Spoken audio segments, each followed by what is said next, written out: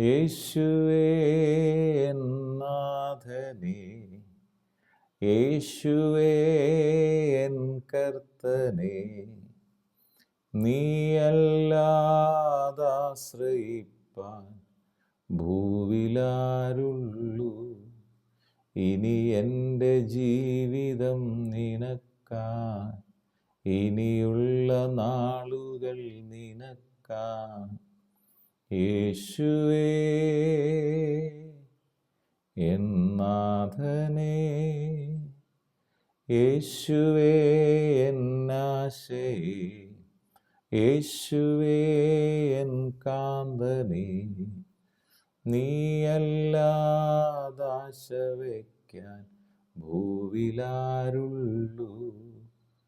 യേശുവേ എൻ ആശയേ, യേശുവേ എൻ കാന്തനേ, നിന്നെപ്പോൽ യോഗ്യനായി വേറെ ആരുള്ളൂ. ഇനി എൻ്റെ ജീവിതം നിനക്കാൻ, ഇനിയുള്ള നാളുകൾ നിനക്കാൻ. യേശുവേ എൻ നാഥനേ. വീണ്ടും വരുന്ന യേശു ക്രിസ്തുവിൻ നാമത്തിലുള്ള സ്നേഹ വന്ദനങ്ങളെ എല്ലാ പ്രിയപ്പെട്ടവരെ ഈ സമയത്ത് അറിയിക്കുന്നു. അപ്പോസ്തലനായ പൗലോസ് റോമർക്ക് എഴുതിയ ലേഖനം അതിൻ്റെ 8-ാം അധ്യായം 26-ാമത്തെ വചനം ഇങ്ങനെ പറയുന്നു: ഔവണ്ണം തന്നെ ആത്മാവ് നമ്മുടെ ബലഹീനതയ്ക്ക് തുണ നൽകുന്നു. എന്താണ് യേശു ക്രിസ്തുവിനെ രക്ഷകനും കർത്താവുമായി അംഗീകരിച്ചവരുടെ ബലഹീനത? പാപം ചെയ്യുന്നതാണോ? അല്ല. പാപം ചെയ്യാതിരിക്കാൻ നമ്മളെ സകല സത്യത്തിലും വഴി നടത്തേണ്ടതിന് പരിശുദ്ധാത്മാവിനെ തന്നിരിക്കുന്നു. അപ്പോൾ തന്നെ പരിശുദ്ധാത്മാവ് നമുക്ക് തുണ നിൽക്കുന്ന ഒരു വിഷയമുണ്ട്. നമ്മുടെ ബലഹീനതയാണത്. എന്താണ്? പ്രാർത്ഥിക്കേണ്ടത് എങ്ങനെ നമ്മൾക്കറിയത്തില്ല. അവിടെയാണ് പറഞ്ഞത്, വേണ്ടും പോലെ പ്രാർത്ഥിക്കേണ്ടത് എന്തെന്ന് നാം അറിയുന്നില്ലല്ലോ. പലപ്പോഴും നമ്മുടെ പ്രാർത്ഥനയിൽ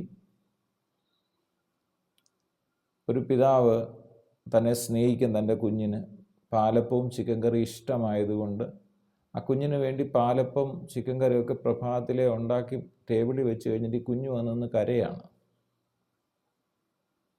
പാലപ്പം വേണേ, പാലപ്പം വേണേ. ശരിക്കും പറഞ്ഞാൽ പാലപ്പം അവന് വേണ്ടി റെഡിയാക്കി ആ പിതാവ് വെച്ചിട്ടുണ്ട്. ദൈവം നമുക്ക് വേണ്ടി ഒരുക്കിയ അനുഗ്രഹങ്ങൾക്ക് വേണ്ടി വീണ്ടും പ്രാർത്ഥിക്കുക. എന്താണ് പ്രാർത്ഥിക്കേണ്ടത്, എങ്ങനെയാണെന്ന് പ്രാർത്ഥിക്കേണ്ടത് നമുക്കറിയാൻ പറ്റാത്തൊരു ബലഹീനത ദൈവ പൈതലിനുണ്ട്. അപ്പോൾ അത് വേണ്ടും പോലെ പ്രാർത്ഥിക്കേണ്ടത് അറിയാത്തത് കൊണ്ട് ആത്മാവ് തന്നെ നമുക്ക് വേണ്ടി തുണ നിൽക്കുകയാണ്. എന്ന് പറഞ്ഞാൽ ആത്മാവ് നമ്മുടെ ഈ ബലഹീനതയ്ക്ക് തുണ നിൽക്കുന്നു. വേണ്ടും പോലെ പ്രാർത്ഥിക്കേണ്ടത് എന്തെന്ന് നാം അറിയുന്നില്ലല്ലോ. ആത്മാവ് തന്നെ എങ്ങനെ ചെയ്യുക? ഉച്ചരിച്ചുകൂടാത്ത ഞരക്കങ്ങളാൽ നമുക്ക് വേണ്ടി പക്ഷപാതം ചെയ്യും. നമ്മുടെ അകത്തെ ആത്മാവ് നമുക്ക് വേണ്ടി പ്രാർത്ഥിക്കുന്നു. പ്രാർത്ഥന ബൈബിളിലെ ഒരു ഇമ്പോർട്ടൻ്റ് കാര്യമാണ്. ബൈബിളിൽ ഉടനീളം നാം വായിക്കുമ്പോൾ പ്രാർത്ഥനയ്ക്ക് പ്രാധാന്യമുണ്ട്. എഫേസ്യർക്ക് എഴുതിയ ലേഖനം 6-ാം അധ്യായം അതിൻ്റെ 18-ാം വചനം ഇങ്ങനെ പറയുന്നു: സകല പ്രാർത്ഥനയാലും യാചനയാലും ഏത് നേരത്തും, രാത്രിയെന്നോ പകലൊന്നോ ഇല്ലാതെ ഏത് നേരത്തും ആത്മാവിൽ പ്രാർത്ഥിക്കണം. ആത്മാവിൽ പ്രാർത്ഥിച്ചും അതിനായി ജാഗരിച്ചുകൊണ്ട് സകല വിശുദ്ധന്മാർക്കും വേണ്ടി എനിക്കും വേണ്ടി പ്രാർത്ഥനയിൽ പൂർണ്ണ സ്ഥിരത കാണിക്കണം. പ്രാർത്ഥന വളരെ ഇമ്പോർട്ടൻ്റ് കാര്യമാണ്. നമ്മുടെ ജീവിതത്തിൽ പ്രാർത്ഥന ആവശ്യമാണ്. പ്രാർത്ഥനയ്ക്ക് വേണ്ടി നമ്മൾ പൂർണ്ണ സ്ഥിരത കാണിക്കണം എന്ന് അപ്പോസ്തലൻ പറയുന്നു. മത്തായി എഴുതിയ ലൂക്കോസ് എഴുതിയ സുവിശേഷം 18-ാം അധ്യായത്തിൽ അവിടെ പറയാണ്, 1-ാം വാക്യത്തിൽ പറയാം, മടുത്തു പോകാതെ എപ്പോഴും പ്രാർത്ഥിക്കണമെന്നുള്ളതിന് അവൻ അവരോട് ഉപമ പറഞ്ഞത്. ഉപമ ഇവിടെ പറയുന്നുണ്ട്. പക്ഷേ എന്തിനു വേണ്ടിയാണ് കർത്താവ് ഉപമ പറയുന്നത്? യേശു പറയാണ്, മടുത്ത് പോകാതെ ദൈവ പൈതൽ പ്രാർത്ഥിക്കുന്ന ആളായി മാറണം. ദൈവത്തെ ഭയവും മനുഷ്യനെ ശങ്കയുമില്ലാത്തൊരു ന്യായാധിപൻ ഒരു പട്ടണത്തിലുണ്ടായിരുന്നു. ആ പട്ടണത്തിലൊരു വിധവയും ഉണ്ടായിരുന്നു. അവൾ അവൻ്റെ അടുക്കൽ ചെന്നെൻ്റെ പ്രതിയോഗിയോട് പ്രതിക്രിയ നടത്തി രക്ഷിക്കണമേ എന്ന് പറഞ്ഞു. അവന് കുറേ കാലത്തേക്ക് മനസ്സില്ലായിരുന്നു. പിന്നെ അവൻ, എനിക്ക് ദൈവത്തെ ഭയവും മനുഷ്യനെ ശങ്കയുമില്ല എങ്കിലും വിധവ എന്നെ അസഹ്യമാക്കുന്നത് കൊണ്ട് ഞാൻ അവളെ പ്രതിക്രിയ നടത്തി രക്ഷിക്കും, അല്ലെങ്കിൽ അവൾ ഒടുവിൽ വന്ന് എൻ്റെ മുഖത്തടിക്കും എന്ന് ഉള്ളുകൊണ്ട് പറഞ്ഞു. അനീതിയുള്ള ന്യായാധിപൻ പറയുന്നത് കേൾപ്പീൻ. ഇത് അനീതിയുള്ള ന്യായാധിപൻ ഇതാ.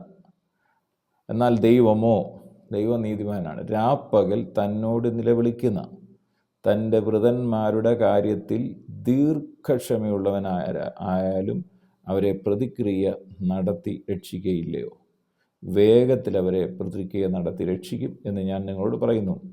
എന്നാൽ ഒരു മനുഷ്യൻ വരുമ്പോൾ അവൻ ഭൂമിയിൽ വിശ്വാസം കണ്ടെത്തുമോ എന്ന് കർത്താവ് പറഞ്ഞു. കൊലോസ്യർക്ക് എഴുതിയ ലേഖനം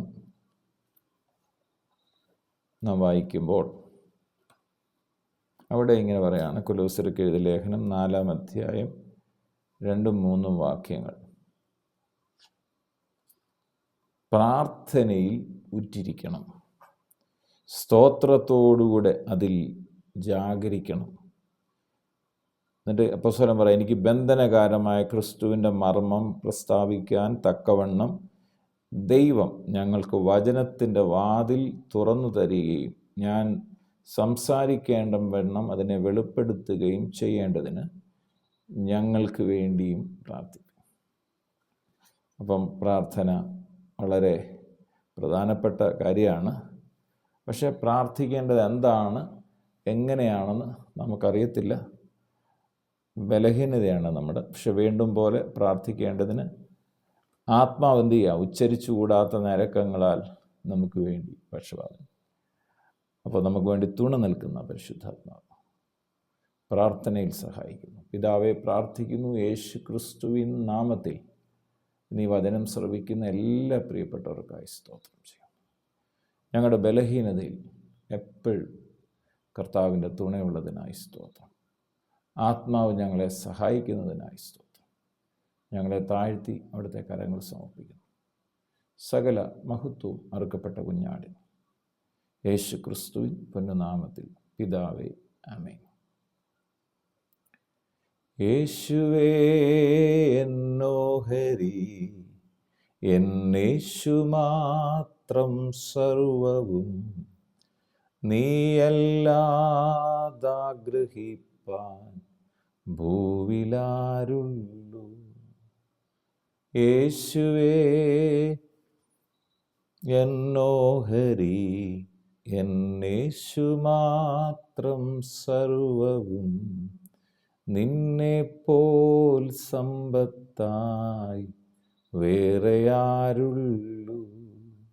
ഇനി എൻ്റെ ജീവിതം നിനക്കായി, ഇനിയുള്ള നാളുകൾ നിനക്കായി. യേശുവേ എന്നാഥനേ.